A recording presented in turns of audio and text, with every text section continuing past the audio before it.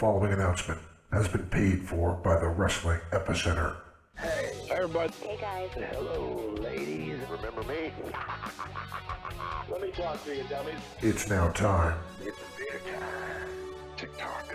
It's showtime! for the longest running wrestling talk show in history. We are huge. It's gonna be cool. You're where it's at. You smell like me. Tune in each and every week. You better keep listening, or I'll come out of your computer And turn it on for you. or else I'm gonna kick your stinking teeth in. We've been known by a few names. The needs of the many far outweigh the needs of the few. The Interactive Interview, Interactive interview. Oh, yeah. Interactive interview. The interactive interview. Interactive interview. The interactive interview. Interactive Wrestling Radio, Interactive wrestling radio. Interactive Wrestling Radio. Interactive radio. Interactive wrestling radio. Interactive wrestling radio. The Blaze, Blaze 1260 AM. The Blaze. The Blaze. Blaze. The Blaze Rock. and a lot of other names.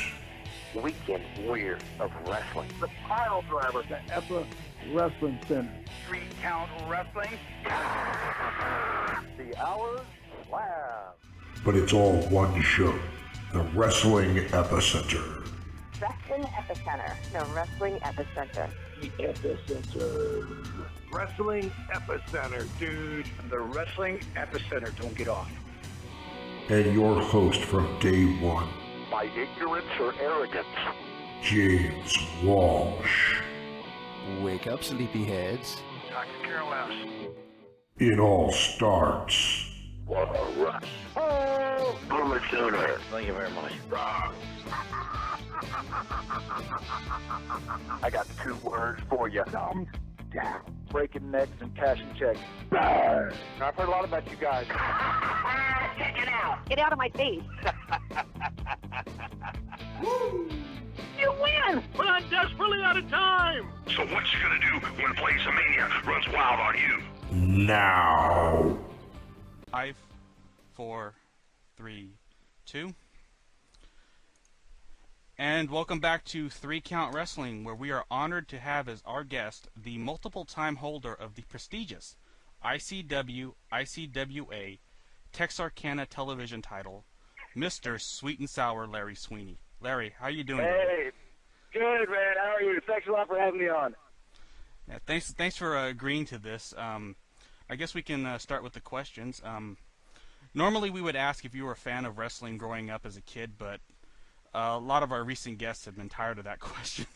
So we'll just I guess we'll ask it anyway. Were you into wrestling at all as a kid? Oh, sure, of course. I started, watching when I was 7, when the Mega Powers were breaking up on TV, and I was definitely always a fan. Yeah. Hard times, right? What's that? Hard times, right? Seeing the whole thing with the Macho Man and Liz. Never mind. I was making a joke, but it bounced off the floor. Oh, okay. All right. No worries. It happens to all of us. Okay, sure. Okay, good. Well, who were some of your favorites? Well, my first favorites were actually the Twin Towers, Big Boss Man and Akeem. And I got to tell you, I'm a huge Akeem fan to this day. Akeem was awesome. Like, I wasn't really a one-man gang fan, but man alive, when whatever his name is, George something or other, man, him as a kid, that was fucking great. Akeem, Coco Beware. I mean, basically, all the everybody in the WWF really. I watched both. I always really liked the underneath guys too, the guys who were losing on TV, but you saw them, they were there all the time, like guys like Brady Boone or I don't know, there was one time like Saba Simba when he showed up. Of course, it was Tony Atlas. I didn't know that when he was Saba Simba, but the guys who would show up, like Battle Cat for a couple weeks. I don't know. There was always something really cool about them. But man, I mean, just a fan of everybody, really. So you were a fan of WrestleCrap then? WrestleCrap. Yeah, I do like that. It's a good website, man. Absolutely. Actually, they released the reason I mentioned that is they deny doing it, but they actually put a tape out there a few years ago. I have so much crap in my throat, it's ridiculous. They put a tape out there, and they had Battle Cat on there. They had Samba Simba. They had pretty much every silly gimmick that you could possibly imagine. Really? I've got to get my hands on this tape. Yeah, that's what. As soon as you said Battle Cat, that's the only time I ever remember seeing him, and I grew up in the same time period. So. Battle Cat was awesome. I mean, he had a mask, if I remember correctly, that was made out of carpet, which was just great. I mean, you never see that again. Probably not. Probably tough to breathe. Oh. Well, yeah, it would be tough. Well, a mask is tough anyway, but yeah, especially one as heavy and as big as that. I mean, but guys, and you know, I mean, that's the spot that Buddy Rose wound up in his last run. Of course, he was a headliner when he was there before, but when it was like, you know, like Buddy Rose and Ken Parsons versus the Rockers, which I have on my computer, by the way. I mean, I just, and Coco wound up in that spot too. There's something, you know, Barry Horowitz, those guys, like, and they could all work too. I've actually been watching a lot of Smoky Mountain recently, and they'll have, you know, Joey Maggs and Barry Horowitz having, you know, still doing jobs on TV, but they'd give them the opportunity to work, and they'd have great matches. Oh yeah, absolutely. Barry Horowitz was one of my favorites growing up. Of course, yeah. I was a weird kid growing up too, but that's another story. Yeah. Well, if you haven't grown up, you grew up to be a weird man, so yeah. That's a good thing. You mentioned Joey Maggs. I remember watching Joey wrestle on Saturday night and pretty much jobbing the Disco Inferno for about three years in a row. Yeah, he seemed to be on every TV show that they had. He was there. He was always on. Yeah. And nobody remembered him. Well, we do. Yeah. Well, we do, yeah. And here we are, you know. Mm-hmm. Well, so let me ask you this. When you woke up today, did you think you would be talking to two wrestling fans about the virtues of Joey Maggs? Oh, that's what I was dreaming about, and yes, and the first thing that I was thinking about when I woke up, so absolutely. Good. Mm-hmm. Well, we have to ask this question that's really silly. How does a young man from Redondo Beach, California, find himself traveling to India? Oh, to India? Well, I went when I was in college. I went, you know, I was really big into yoga, and not just, you know, doing it, but the you know, like the Vedas and, you know, the Hindu thought and, you know, just Eastern, you know, spiritual stuff. And and so I went over there as a part of this school program, but I mean, more or less, I was like, oh, you know, this is going to be great. I'm going to find a guru and, you know, find an ashram to live in and all that stuff. And and so that's how I wound up there. And then and as a part of this program, there's a month-long intensive thing, and I pictured myself, you know, going to Rishikesh, which is, you know, the yoga capital of India, and where the Beatles went when they went there. And you know, finding a great, you know, it's going to be, you know, great. And then there were restrictions on travel after 9/11, so I had to stay within a certain area. And there was no yoga in that area, but there was a wrestling dojo. And there's this tradition of Indian wrestling that goes back, you know, thousands and thousands of years, back to the Bhagavad Gita. And, you know, Krishna was a wrestler, and his brother was a wrestler, Balaram, and they actually had, I mean, there's this whole big, I mean, Indian wrestling, you know, like it was a really big part of I don't know, I guess just the culture back when, you know, kings were, it was all divided up. Here I am going off on this India rant, but India was divided up into, you know, different kingdoms up until 1947, I think it was, 47 or 55, so not that long ago. And wrestling was a really big part of, you know, different kings would, you know, train their wrestlers, and, you know, it's a really big deal, and I had no idea. So I ended up wrestling over there instead of doing yoga, and that kind of led to me realizing, one, that, you know, I could do it, you know, because I never wrestled in high school or anything, never really thought of myself as really, you know, as an athlete, but hell, I was doing pretty well at it. And then, and so it was basically doing that led me to the decision that, you know, yeah, this is what I want to do when I get back to the States. I want to go into wrestling school. All right. Well, for those who don't understand, that means our listeners. What is the main difference between training as an amateur wrestler, like Olympic style, and being a Pelwan, I believe it's called? A Pelwan. Yeah. Well, Pelwan is the Indian term for wrestling, or for wrestler. Kusti is Indian wrestling, and Pelwan. So, like, they called me Larry Pelwan. You know, like everyone, like, it's your first name and Pelwan. You know, that's who you are. I mean, like, they wrestle in India. They wrestle on dirt ring, on like a dirt floor. This the place that I was at also had mats, but generally the traditional Indian style is it's like kind of like a thong. It's called a lungi. It's like a loincloth pretty much on a dirt ring. And the way that they trained was all stuff using your body weight. You know, you'd climb ropes all day, and we did 1 million Hindu squats. It was the first time I ever really did a lot of Hindu squats was when I was there. Oh shoot, hold on. Oh shit. I'm going to be cutting in and out. When I get a call waiting on my phone, it beeps about 18 times. There's nothing I can do about it. But the, you go and you break up the dirt, and we did Hindus and a type of push-up called a Puma push. That's what it's called. Chris Hero does a hell of a lot of those. It's like a triangular push, and so it's all the training that you're doing is using your own weight. So that's a big difference, I guess. Wow.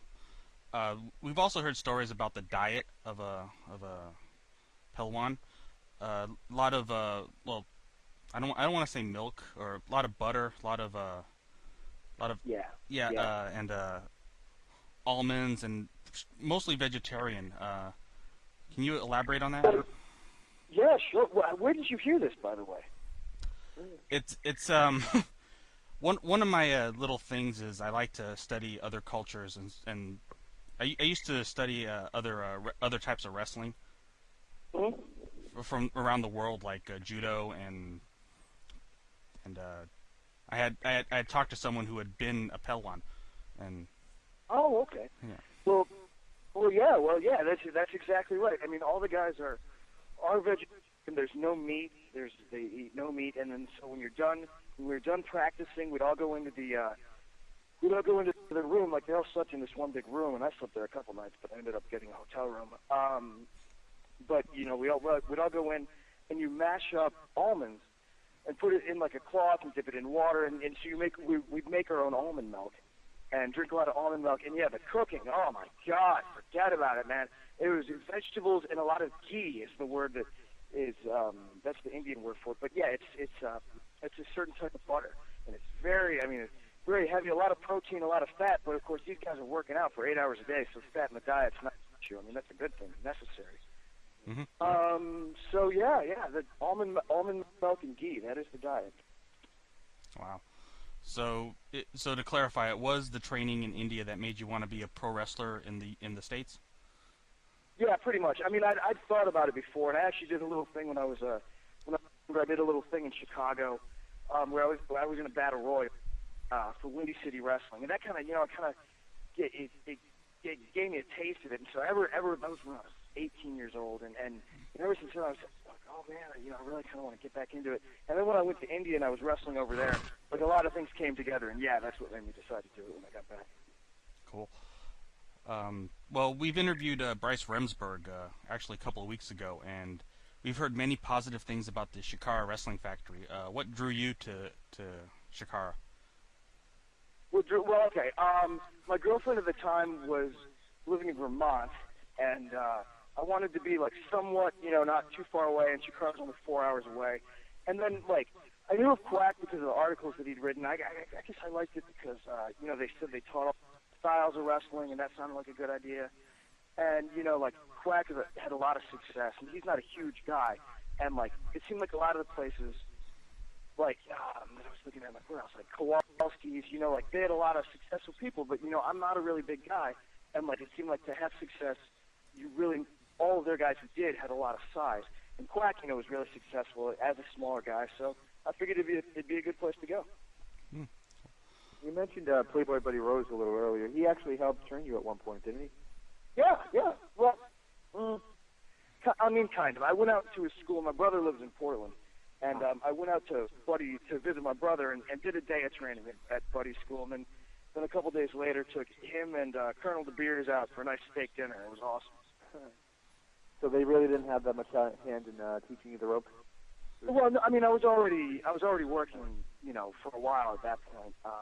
They definitely gave me a few good pointers, and I did learn stuff there, but it would be a lie to say that I was trained by. I was trained by them, but it was more of a workshop type of thing, Okay, well, concerning the sweet and sour gimmick, first off, where did the sweet and sour name come from? The old Billy Graham line. Man of the hour, too sweet to be sour. And what does it mean to you? What does it mean to you? I don't know. A sweet-looking guy with a sour. There are a million different meanings. I just like it. I don't know.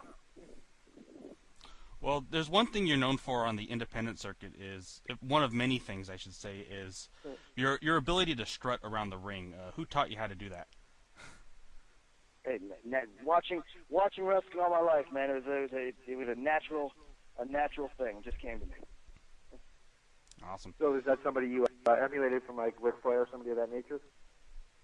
No, yeah, maybe some. Yeah, I'm sure subconsciously all those guys. I mean, Tully Blanchard, that guy had a great strut. I mean, so many guys had a great strut. Dusty would do a great strut every once in a while. I mean, of course, Flair had a great strut. Yeah, you know. Cool. Watching those guys, it just kind of came naturally, I guess. All right. Well, another thing is your unique entrance music, which I believe is more by Andrea True Connection. Who suggested you use that? Nobody. Like when I was coming up with the different elements to put everything together, I am familiar with some disco music, and it just seemed like that would just be a perfect song. Now, does that fit your character? I'm looking at pictures of you right now, and you kind of have more of a flashy look than a lot of the guys in the indie scene right now. So does that kind of fit your character? The song? Yeah. Yeah, that's why I picked it. Now, is the character does all the feather boas, the sunglasses, the strutting, the music, is that something to help you bring out the character of Sweet and Sour, or is that or they just like, I don't know, extensions of your personality? I feel like we're beating up on you now. I feel like we're asking you to validate your own character. I feel bad for you. I'm sorry. I'm sorry about that too. No apologies necessary, but I don't understand what the question is.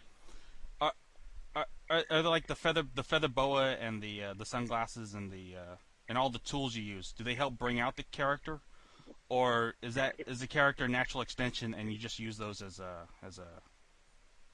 way to get over with the crowd?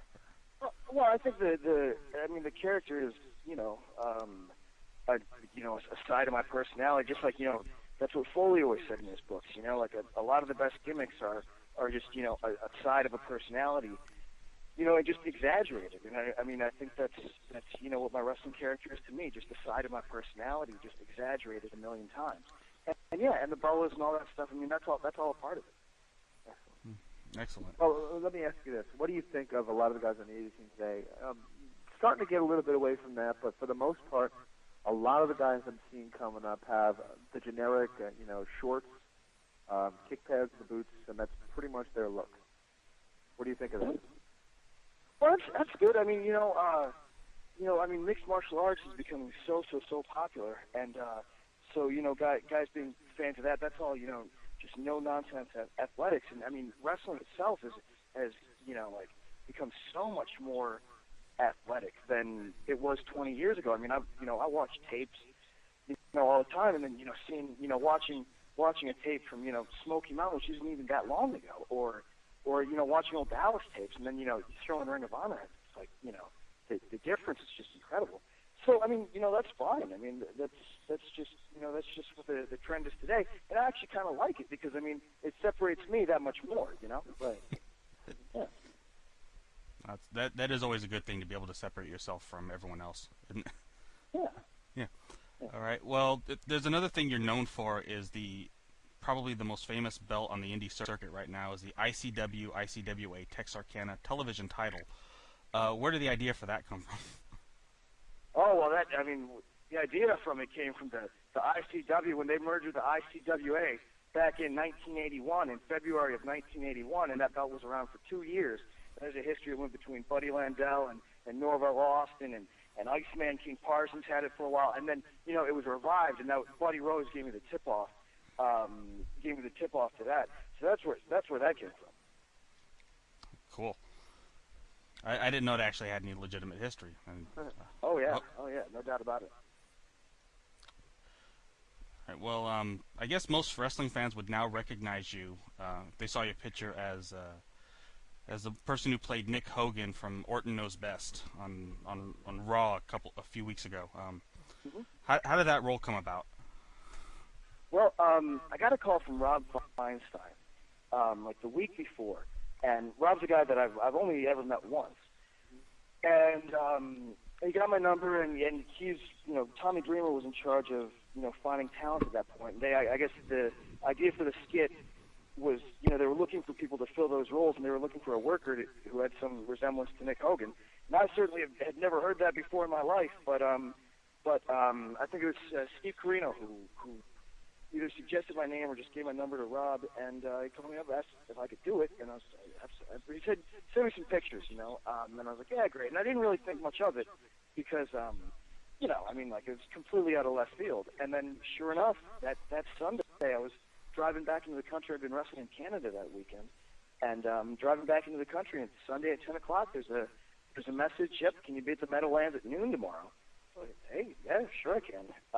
And that's how it happened. Did you have to go through any cosmetic changes to fit that role?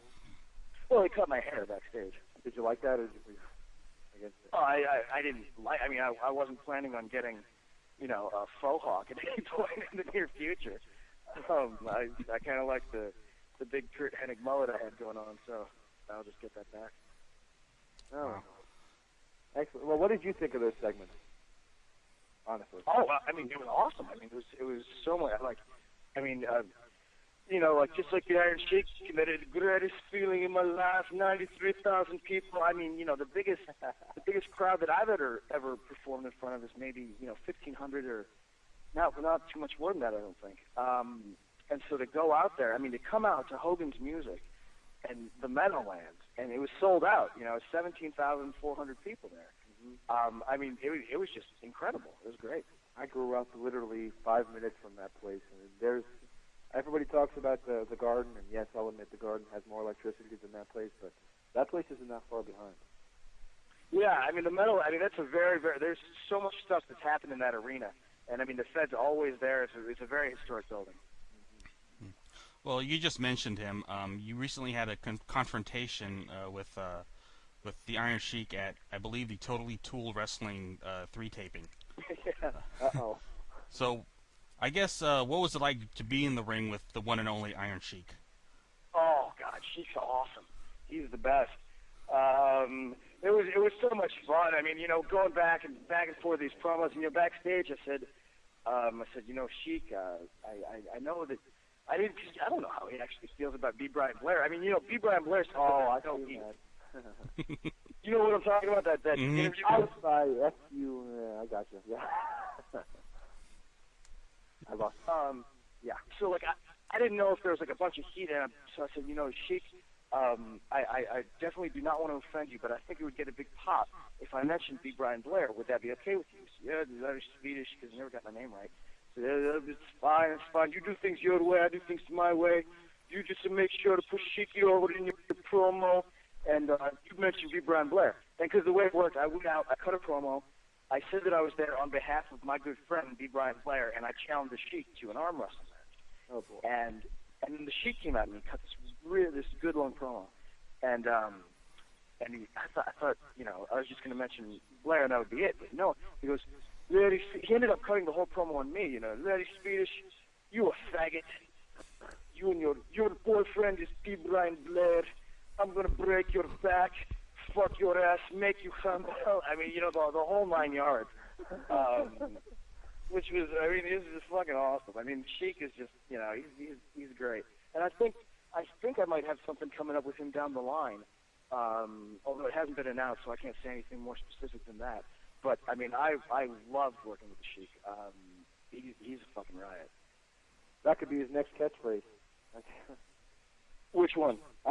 Break your back and the rest of it. Oh, I think it already is. I've heard him say it a couple times now, and yeah, that's why I'm saying that. Yeah, and I have it on high authority that, I mean, that tape, I mean, it's really, it's like a, little sensation. I mean, it even is mentioned in one of the After magazines. They mentioned, how popular that thing is. And I know they were all watching it in the Titan Towers in Stanford. I have that on good authority. That, everyone's seen it. The Sheik's more popular now than he has been in a long time, I think. We're trying to get him for an interview just to hear him yell at us. So, I mean, yeah, that'd be great. We don't want to piss him off, but I think it's inevitable that he will scream at us and call us names. Well, I mean, I don't know if you want him yelling at you, but if you bring up B. Brian Blair or bring up something that he go off on about. I think that'd be a good idea. We'll have to give that a shot. Actually, the cool thing about that little promo he cut was, he got really pissed off. He started ranting about B. Brian Blair, and then at the end of it, he's like, but other than that, everything was great. Other than that, everything was great. I love that. Let me ask you this question. I know you weren't there, but you probably saw it. And you know who played the Hulk Hogan character. So let me ask you this on that show. When you saw that horrible thing that went down, when Hogan came out and it took him 2 seconds to dispose of Orton and about 25 minutes to dispose of the fake Hogan, what do you think went wrong with that segment, in your honest opinion? Well, the only thing I've seen of that segment was when he threw the fake Hogan to the ropes, and the fake Hogan didn't know how to run the ropes. Is that what you're talking about? Yeah, yeah, maybe so. I mean, I didn't see the whole thing. The dude's not a worker. He's not an indie worker of any kind? No, he's not. Just a lookalike. Right, just a lookalike. So, it's too bad that he didn't run the ropes right. He didn't. Hogan got the blame for that. They said, Hogan wasn't able to lift his leg up. He's decrepit and all that crap. Well, shut up. Well, I mean, Hogan's pretty beat up, but I mean, he's beat up. But I mean, it was the fact that the fake guy, had trouble running the ropes that, from the stuff that I saw, that screwed that up. Okay. Well, one question we often ask indie wrestlers, and please don't be offended, but considering how poor the money can be in the indies, we like to ask, how do you support your wrestling habit? I'm a teacher. Well, yeah. I mean, I don't really want to talk about that. Okay. I mean, like it's like wrestling. Like on the indies, wrestling is a really good part-time. It's a good part-time job for some people, and then you get to a certain level, and it's a decent full-time job too. I mean, there are a lot of guys that I know who, that's their bread and butter right there. That's it. So that's great. Okay. Well, before we get into the word associations part of this interview, there's one thing we'd like to talk about, and that's your new Best of DVD. Don't mess with Texarkana. You wanna? The floor is yours. You can go into the DVD as much as you like. Well, it's obviously a must-have purchase for all of your listeners. It's an excellent DVD, and in fact, I was just out securing supplies. I got my bag with all the DVDs and DVD covers was actually stolen, and I don't know where it is, so I got to get new stuff out. But it's a great DVD. It's got a lot of Shikara stuff, some other stuff on it. I think 6 matches, 8 promos, 2 hours long. Bonus match with Ultra Mantis Black. Let's see, Milana Collection AT is on there. Cabana, Delirious. Me wearing a diaper is on there because that happened one time, and I don't want to talk about it. But I just brought it up. What else? Reckless Youth is on there. It's great. It's a great DVD, and I think that any wrestling fan who cares to purchase one will not be disappointed. Oh, and I should say they're available through my MySpace page, myspace.com/Larry Sweeney. That's how to find me on the internet. Ooh. Excellent. Well, once again, we really can't thank you enough, and if we could end with a few word associations. Basically, if you have a story, feel free to share. If you only feel comfortable with giving a one-word answer, that's fine too. Okay. All right. The first one is Lightning Mike Quackenbush. Well, he's my trainer. I owe so much of my good fortune in wrestling to him. He's a great guy, great trainer, great wrestler. Yeah, awesome. How about the other one of the other trainers at Shikara, Chris Hero? Again, and Chris has been, a mentor and got my foot in the door in so many places. Done so much stuff for me. Great guy. And how about the only non-wrestler to graduate from the Shikara Wrestling Academy factory? I'm sorry, and a former Texarkana TV title holder, Bryce Remsburg. Yeah, I'm never gonna live that down. He did hold that title. I think he's held it twice actually. Good Lord. Yeah. Bryce is awesome. Bryce is, and one thing I don't know if I think fans know this about him. He's in a comedy troupe called Secret Pants that is at one point they had like the number 9 podcast going out. Like they got on that boat really early. It's and Secret Pants is awesome. So check that out. He's a man with many talents. Yeah, we did an interview with him, and he's a really fun guy to talk to. Yeah, he's awesome. How about probably your biggest current feud on the Indies, Eddie Kingston? Well, King was a guy who was a close friend at one point, and I don't know. It's a shame. Wrestling, by and large, most of the people who I meet in the business are really good people. But you don't know. You don't have that many friends in wrestling. You don't make that many friends. The King definitely was a friend, and he's not anymore. I mean, it's I don't know. We don't get along. Well, here's someone that my producer has interviewed before, and he's probably the funniest guy I've ever interviewed, Colt Cabana. Cabana's great. He's really fucking funny, isn't he? I had a great, really fun match with him and Delirious, a 3-way for IWA Mid-South. And he was like I didn't really watch the Indies too much before I broke in. I wasn't really aware of the scene, but I did see a couple shows before I broke in, and he was the guy who really stuck out. He was like the one guy who before I broke in, I was a really big fan of his stuff, and so working with him was quite an honor. You just mentioned him. How about Delirious? I don't even know what to tell you about Delirious. Wow. Yeah, actually, I have to say that the 3-way match you had at I forget I think it's the IWA Mid-South We're No Joke show. Between you, Colt, and Delirious was really probably the funniest comedy match I've seen in the United States and ever. And, hey, thanks, man. Thanks a lot. I appreciate it. Yeah. How about Have you ever seen there was an 8-man tag? I mean, that was a memorial match in memory of Chris Candido. Have you ever seen the match that it's in memory of? Because there was one specific 8-man tag that he was in that I don't know, but I think he largely put it together. At the Strong Style tournament the year before in Lafayette, Indiana. Have you seen that? I haven't yet, but I will look it up. It is worth going out of your way to see because Candido was so funny, and that match specifically is just hilarious. Go ahead, James. Where can you pick that up? Does Smart Mark Video have that or somebody like that? Oh, yeah, the Smart Mark Video would have that. How about the Monster Abyss?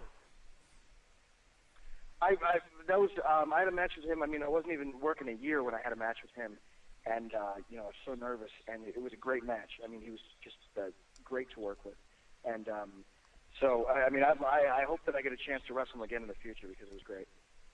All right, 2 left, and then we'll let you off the phone. How about Ian Rotten?